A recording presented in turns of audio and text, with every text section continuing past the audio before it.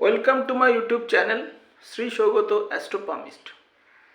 আজকের আমি একটা বিশেষ বিষয় নিয়ে আলোচনা করব।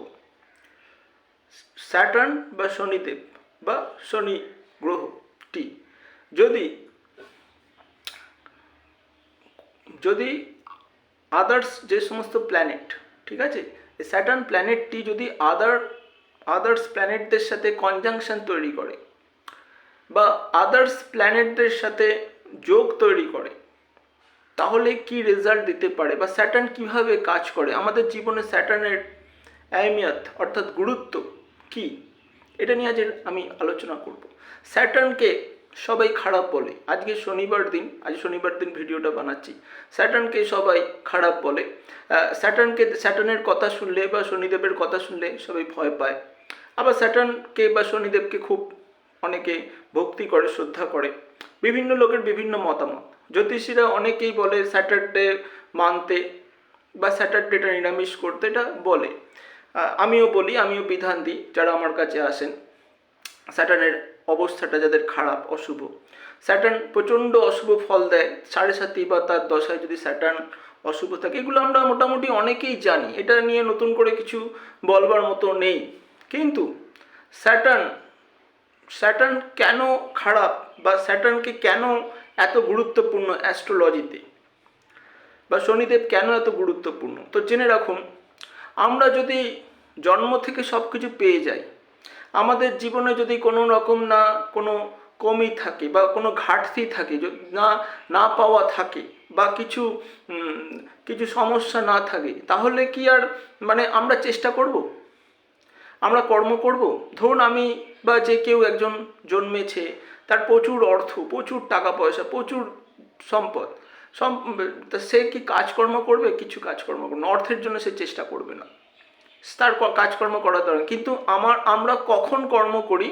যখন আমাদের অর্থের দরকার হয়, যখন আমাদের কোনো জায়গায় কোনো সমস্যা থাকে, তখন আমরা সেই জায়গাটা ইমপ্রুভ করার জন্য আমরা চেষ্টা করি বা আমরা পরিশ্রম করি।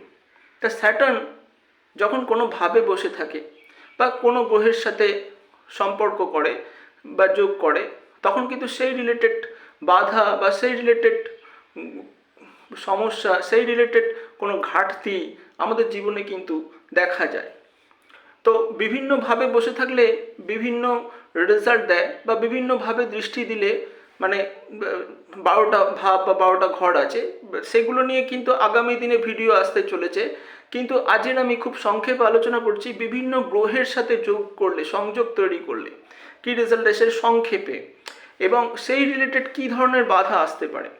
তো বলি, যদি স্যাটার্ন বা শনিদেব যদি ফার্স্ট রবির সাথে কানেকশান করে, জেনে রাখবেন আপনার পিতার সাথে আপনার মিল খাবে না। আপনার পিতা থেকে আপনার জীবনে অনেক বাধা আসবে। পিতাকে নিয়ে কিছু সমস্যা তৈরি হবে বা গভর্নমেন্ট রিলেটেড কোনো সমস্যা আপনার জীবনে আসতে পারে। যেহেতু রবি থেকে সরকার বিচার হয়, গভর্নমেন্ট রিলেটেড রবির সাথে যদি স্যাটার্ন বসে থাকে, সান স্যাটার্ন কনজাংশন যদি হয়, তাহলে এই সমস্যা আসবে। মনে রাখবেন, সমস্যা আসলে সেটাকে ছেড়ে পালিয়ে যাওয়া নয়, সমস্যা হলে সেটাকে ঠিক করার বিষয় সবসময় থাকে। আমাদের নিজের চেষ্টা, আমাদের পরিশ্রম দিয়ে সেটাকে ঠিক করার বিষয় থাকে। সেইটাই আমাদের কর্ম। এই কর্মটাকেই স্যাটার্ন হাইলাইট করে, নির্দেশ করে। তো এরপর আসি, চন্দ্রের সাথে যদি স্যাটার্ন বা শনিদেব কনজাংশন করে, তাহলে মানসিক কোনো সমস্যা আসতে পারে। চন্দ্র হচ্ছে মন, মা থেকে তার সমস্যা আসতে পারে বা মায়ের সাথে তার অমিল হতে পারে, মায়ের থেকে দুঃখ আসতে পারে। চন্দ্র থেকে মা নির্দেশ করে, চন্দ্র থেকে জলে তার কোনো বিপদ হতে পারে বা জলজ কোনো বস্তু থেকে তার সমস্যা হতে পারে, অ্যালার্জি হতে পারে। গেল শনিচন্দ্র। এরপরে আসছে শনির সাথে বা স্যাটার্নের সাথে যদি মঙ্গলের কোনো সংযোগ তৈরি হয় জন্মকুণ্ডলিতে, তাহলে মঙ্গল থেকে কি নির্দেশ করে? মঙ্গল থেকে আমাদের সাহস নির্দেশ করে বা আমাদের হঠকারিতা নির্দেশ করা হয়। যদি শনির সাথে মঙ্গল বসে থাকে, তাহলে তার সাহস বা কোনো হঠকারিতার জন্য সে কোনো বিপদ বা সমস্যার সম্মুখীন হতে পারে, কিন্তু তাকে সেটা ধৈর্য ধরে মোকাবিলা করে ঠিক করতে হবে। এছাড়া মঙ্গল থেকে আমাদের কি নির্দেশ হয়? আমাদের ভাই, ছোট ভাই বা বন্ধু অনেক সময় মঙ্গল থেকে নির্দেশ করা হয়। তাহলে মঙ্গলের সাথে যদি ভাতৃতুল্য কোনো বন্ধুও নির্দেশ করা হয় মঙ্গল থেকে, তাহলে মঙ্গলের সাথে যদি স্যাটার্নের যোগ তৈরি হয় তাহলে কিন্তু তার ভাইয়ের থেকে কোনো সমস্যা তার জীবনে আসবে, ভাইয়ের সাথে মিল খাবে না, ঠিক আছে। এই ব্যাপারগুলো কিন্তু দেখা যাবে যদি স্যাটার্নের সাথে মার্সের কোনো সম্পর্ক তৈরি হয় বা শনির সাথে মঙ্গলের কোনো সংযোগ তৈরি হয়, মিলিয়ে দেখতে পারেন।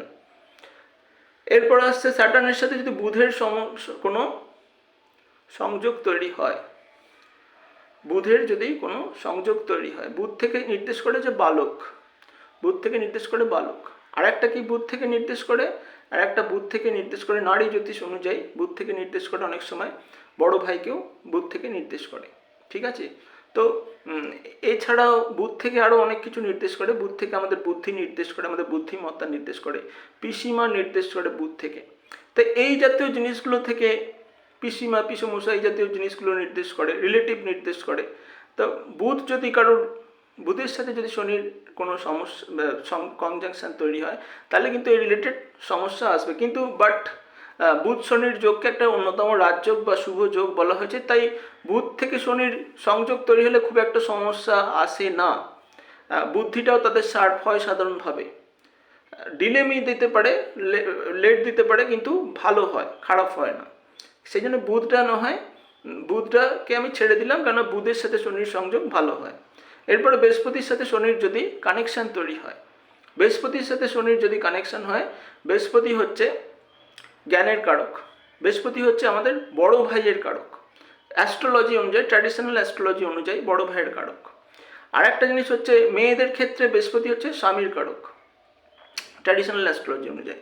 তো বৃহস্পতির সাথে যদি স্যাটার্নের কানেকশান, বৃহস্পতির সাথে যদি স্যাটার্নের কানেকশান তৈরি হয় বা শনিদেবের কানেকশান তৈরি হয় তাহলে কিন্তু তার বড় ভাইয়ের থেকে কোনো সমস্যা আসতে পারে বা অমিল হতে পারে, তার জ্ঞান প্রাপ্তিতে বাধা হতে পারে বা কোনো উচ্চশিক্ষায় কোনো বাধা আসতে পারে।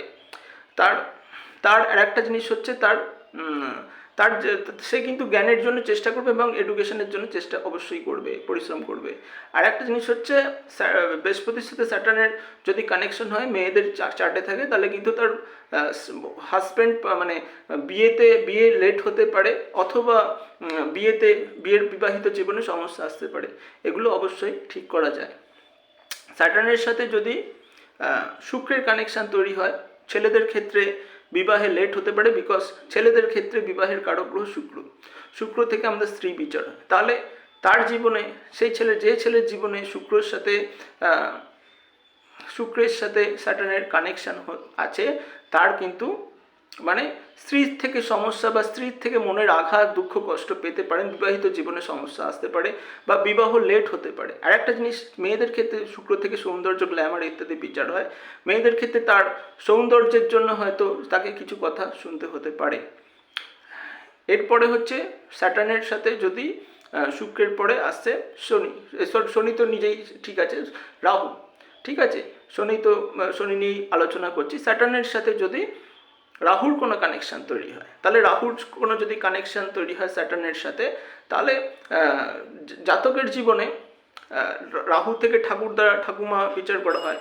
তো রাহু থেকে কোনো শত্রু বিচার করা, রাহু থেকে কোনো ধোঁয়াশা বিচার করা হয়, ঠিক আছে।